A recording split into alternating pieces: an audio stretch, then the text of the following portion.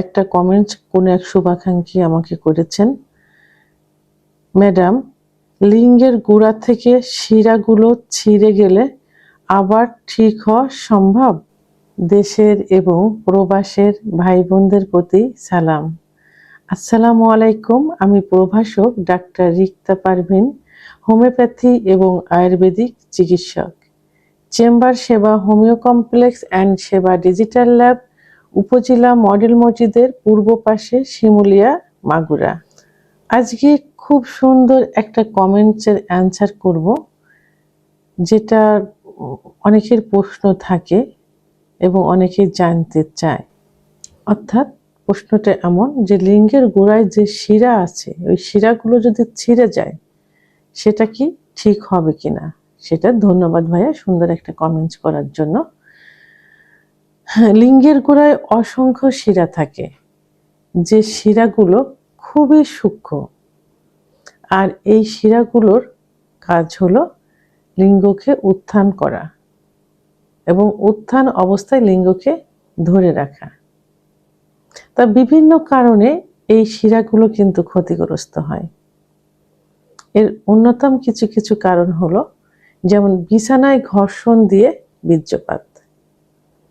লিঙ্গ যখন উত্থান হয়, সেক্স উত্তেজনা যখন আসে এবং যখন উত্থান হয়, তখন অনেকেই দেখা যায় বালিশে, কোল বালিশে, বিছানায় ঘর্ষণ দিয়ে বীর্যপাত করে।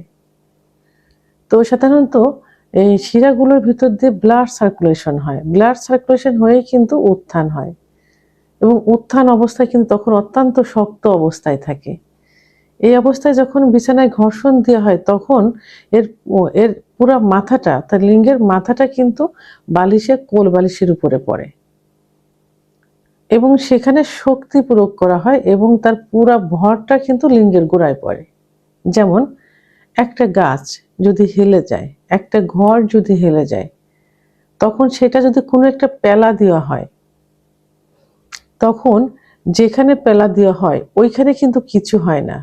তার যে গোড়ায় মাটিতে যে অবস্থান থাকে, তার গোড়া, সেই জায়গার মাটিটা কিন্তু সরে যায়, গর্তের ভিতর ঢুকে যায় ইত্যাদি হয়। তাহলে ক্ষতিগ্রস্ত হলো কিন্তু গোড়াটায়, পুরা ভরটা কিন্তু গোড়ায় যাচ্ছে। তা যখন ওই বিছানায় ঘর্ষণ দেওয়া হবে, তখন পুরা ভরটা কিন্তু লিঙ্গের গোড়ায় পড়বে। তখন কি হয়, লিঙ্গের গোড়ার শিরাগুলো অনেক সময় লুজ হয়ে যায়, ঢিলা হয়ে যায়। আবার প্রেশার যদি খুব বেশি পড়ে, তখন কিছু শিরা চিরেও যেতে পারে। তো যখন ছিঁড়ে যায়, তো ওই যে ছিঁড়ে যাওয়া যে শিরাগুলো, এটা যেহেতু অত্যন্ত সূক্ষ্ম, এটা ওখান থেকে আলাদাভাবে মাথাগুলো জয়েন্ট হয়ে যায়, কিন্তু আলাদা হয়ে গেল কিন্তু। আর যেগুলো লুজ, সেগুলো তো লুজই থাকলো। তার সঙ্গে সঙ্গে কিন্তু এর ফলাফলটা পাওয়া যায় না।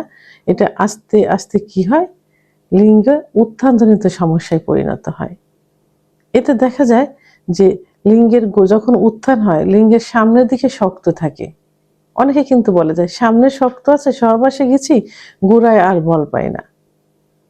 তখন গোড়া কিন্তু নড়বড়ে হয়ে যায়, গোড়ার দিকে কোনো বল পায় না। তো এখন যে অনেকের ধারণা যে চিড়ে গেলে শিরার সঙ্গে শিরা অ্যাডজাস্ট হয়ে যাবে, না, এটা হয় না।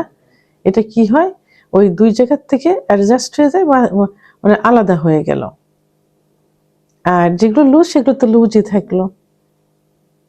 তো এখন এর ভাবি ফল হলো উত্থানজনিত সমস্যা হয়, অর্থাৎ লিঙ্গের গোড়ায় বল পায় না।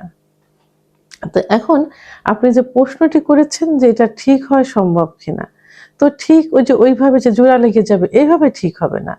এটা অ্যাডজাস্ট হয়ে আলাদা আলাদাভাবে ঝুলে থাকবে, এবং যেগুলো ঢিল থাকে অর্থাৎ লুজ থাকে, সেগুলো লুজ অবস্থায় থাকবে। তো পরবর্তীতে কি হবে, উত্থানজনিত সমস্যা এমনই হবে, যেমন হস্তমৈথুন করে, অতিরিক্ত সহবাস করে, স্বপ্নদোষ হয়ে এবং সমকামিতা করে যে শিরাগুলো সংকুচিত হয়ে যায়, এটা চিকিৎসার মাধ্যমে কিন্তু কিছুটা ঠিক হলেও সম্ভব। অর্থাৎ সেটা আবার প্রসারিত হবে এবং ব্লাড সার্কুলেশন বেড়ে যাবে, লিঙ্গ কিন্তু শক্ত হবে। কিন্তু গোড়ার দিক থেকে যদি চিড়ে যায় তাহলে তো ওটা একসঙ্গে অ্যাডজাস্ট হবে না, অর্থাৎ আলাদা আলাদা হয়ে যাবে। তো এই জন্য এটাই সব থেকে বেশি ক্ষতিকর, কারণ এটাতে উত্থানজনিত সমস্যা কোন দিকে হয়, যে সামনের দিকে উত্থান হলেও সহবাসে গিলেও গোড়ায় আর বল পায় না, গোড়ার থেকে একদম নড়বড়ে হয়ে যায়, ভেঙে যায়, সহবাস একদমই করতে পারে না। ভিডিওটি সম্পর্কে যদি কোনো মতামত থেকে থাকে অবশ্যই কমেন্টসের মাধ্যমে জানাবেন। আর ভিডিওটি ভালো লাগলে লাইক, কমেন্ট, সাবস্ক্রাইব করে আমার সঙ্গে থাকুন। আল্লাহ হাফেজ।